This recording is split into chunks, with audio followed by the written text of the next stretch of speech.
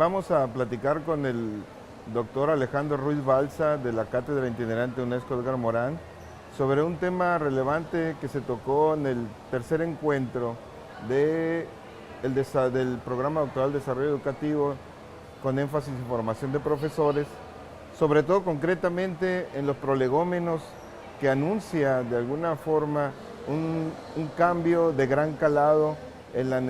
para las reformas educativas que vienen en el futuro. Y le damos la bienvenida al doctor Alejandro Ruiz Balsa. Muchas gracias por estar aquí en estas tierras de Mazatlán, Sinaloa, nuestras tierras. Le pregunto,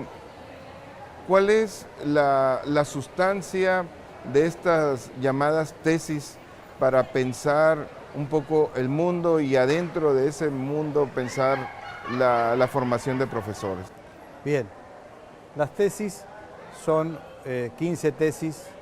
que están en desarrollo permanente en nuestro Instituto Internacional de Pensamiento Complejo, que está asociado a la Cátedra Itinerante UNESCO Edgar Morán y que también aparece en nuestra revista Complejidad. Las 15 tesis han sido formuladas por el doctor Raúl Mota, el director del instituto y a cargo de la Cátedra Itinerante.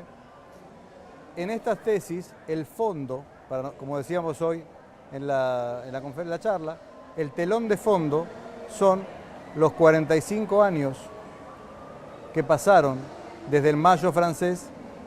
y el sangriento octubre aquí en Tlatelolco, y cómo se abrió una brecha en el imaginario y detrás de esa brecha se pudo entrever cómo los supuestos de Occidente, los supuestos de la ya caída sociedad industrial, mostraban una realidad de cartón y cómo la juventud comenzó a ser un actor clave en las reformas. Puso en cuestión fuertemente, y decimos, y nos referimos a algo que pasó hace 45 años, porque 45 años en la historia de la civilización occidental son un parpadeo.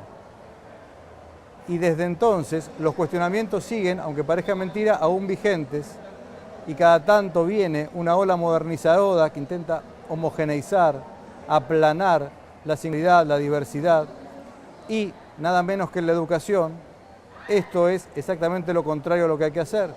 Por más palos, por más metralla, por más castigo, el cuestionamiento está ahí, y aquellos jóvenes de entonces, que hoy ya son profesores, padres, docentes, vuelven a estar en crisis de imaginario y se le han sumado, y esta brecha a la que me refería es muchísimo más amplia 45 años después, y todos los jóvenes están allí. Entonces, nuestras 15 tesis tratan de atravesar o de tratar transversalmente diversas problemáticas que tienen que ver cómo, qué tipo de universidad y qué universidad queremos, cómo formar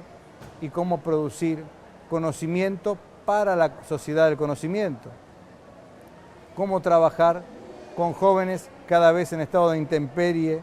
de creencias en intemperie de imaginario, y contenerlos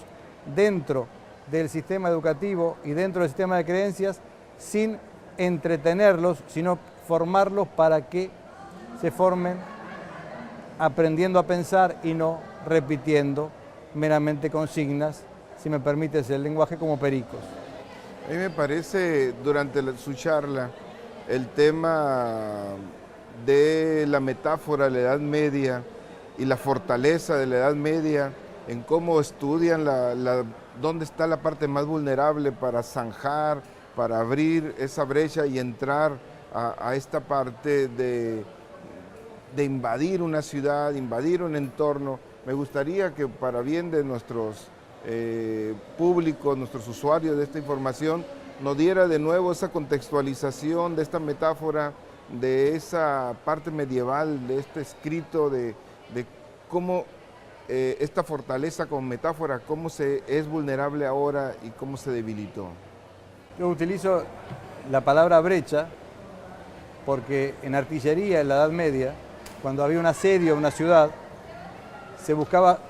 forjar una brecha, hacer una rajadura en la pared de esta ciudad asediada, romper la pared y a través de esa brecha ingresar con las tropas y tomar la ciudad hasta entonces asediada. La metáfora tenía que ver con que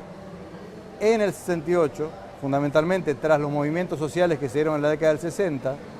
se produjo una brecha, se rompió la muralla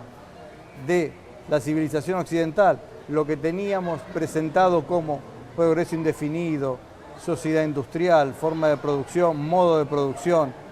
el aula como preparadora y formadora y preformadora del obrero luego industrial, del administrativo de las empresas de lo que se llamaba cuello blanco y demás. Y esta brecha a la que referíamos es lo que se rompió no tanto en una pared física, sino en la pared de las creencias, del imaginario de las personas, y desde entonces no cierra, y por más intentos de marketing y nuevas formas, esto sigue sin respuesta y estamos en una época que, como comentábamos en la charla, tiene muchísimos nombres: sociedad posmoderna, sociedad postindustrial, sociedad del conocimiento, sociedad de la información, desde nuestro punto de vista, sociedades complejas. Esto da cuenta de que sí, hay una nueva época, que nadie tiene todas las respuestas y que todos estamos en permanente interrogación para poder transitar y sobrevivir en este altísimo grado de incertidumbres que nos atraviesan. Los diagnósticos en América Latina apuntan hacia una creciente pobreza, apuntan hacia políticas públicas que están desarticuladas para atención a la pobreza, pero también apuntan hacia una política pública complicada para resolver el problema de la educación y el papel de la educación en el ejercicio. Yo quisiera ligar este problema, este contexto de problemas,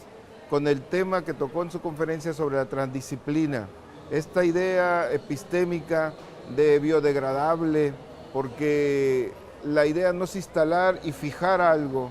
independientemente de que el objeto se mueva, se transforme y la idea esté fijando solamente lo que yo quiero conocer. Esta idea de transdisciplina, ¿cómo podemos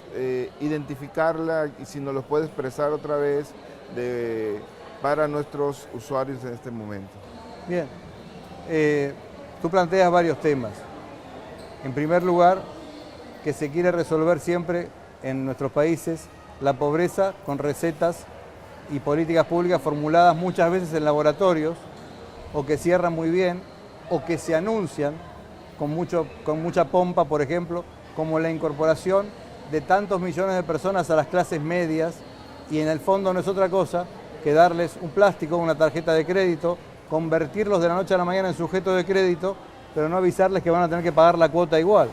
Y ante el primer cambio, por mínimo que sea, como ha pasado hace poco tiempo en Brasil, que han incrementado tan solo 20 centavos el boleto del camión, del transporte público, pero generó olas y olas de manifestantes en todas partes, se ve enseguida cómo estas incorporaciones a las clases medias no son tales porque no se los incorpora en derechos básicos como la educación pública, la salud pública, la seguridad. Simplemente se los incorpora como sujetos de consumo y allí la ciudadanía es bastante pobre. Pero yendo a lo que me preguntas, muchas veces, en términos de rápidamente explicar nuevos fenómenos que escapan, como todos estos que venimos describiendo, a las herramientas tradicionales de las disciplinas, cada disciplina en particular ve agotada su posibilidad y es lícito hace ya muchos años, décadas diría, que se hagan diálogos interdisciplinarios entre disciplinas o que cuando no alcanza con eso se hagan diálogos multidisciplinarios, se intercambien herramientas entre disciplinas y se utilicen en común, y cuando ya la escala de las transformaciones, de las mutaciones, decimos nosotros, distintas al cambio, de una mutación no hay vuelta atrás y estamos en una era mutacional, una vez que pasan las mutaciones,